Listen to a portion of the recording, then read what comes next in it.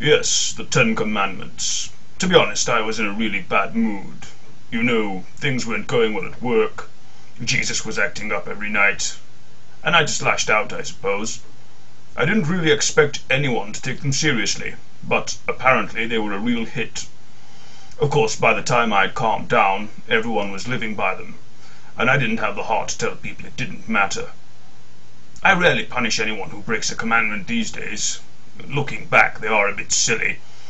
I mean, I don't even know what a graven image is. It just sounded good at the time. Man. Ah, yes. You know, originally he was meant to be an action figure. No, really.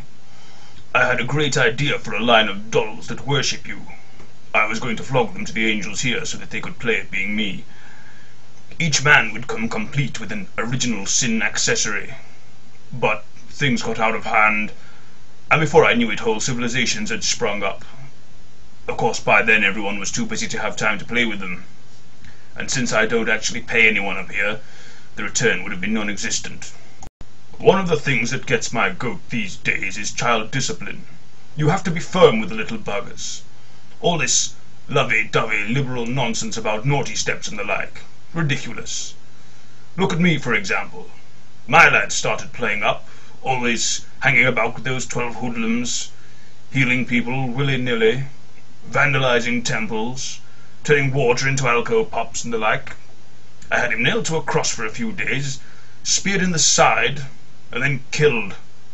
And mark my words, he's grown up learning to respect his father, if nothing else. Forget the 7 deadly sins. You know what really sticks in my craw? Turkey ham. Come on, who invented turkey ham? I slaved for years. I made you the pig. I made you the turkey. But oh no, that's not good enough. I didn't make tigs, or perkies, or giant toads with 3 knees. No, I made what I had to make, and that should bloody well be enough. I did receive a lot of criticism for kicking them both out of Eden, and condemning mankind to an existence of toil and suffering, followed by judgment. But these people, they've obviously never been on the receiving end of fruit theft. It's a very serious issue. Looking back, I kind of wish I hadn't thrown Adam out. He was a good kid. Glad to see the back of that bitch, mind. Yeah, steal my apples, will you? Well, enjoy menstruation. Ha! Revelations was a bit of an annoyance. God knows how that memo got leaked, but believe you me, heads rolled on that day. Of course, it was too little too late. Everyone knows what's going to happen now. Unless, of course, I decide to change things. I was thinking of maybe having the seas drained dry by a giant anteater. Or maybe have the world turn cube-shaped and then smash it with a giant hammer. Who knows? Maybe I'll go with the Scooby-Doo ending that I had originally planned.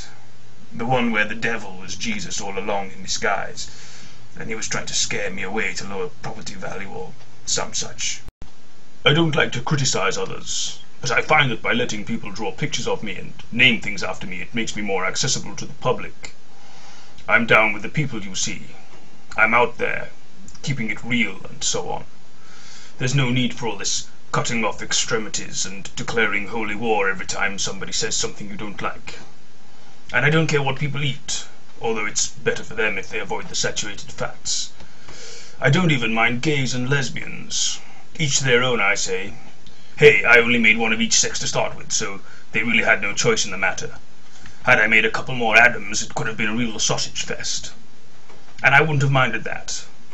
It would have just meant creating the first public toilets a bit earlier than anticipated.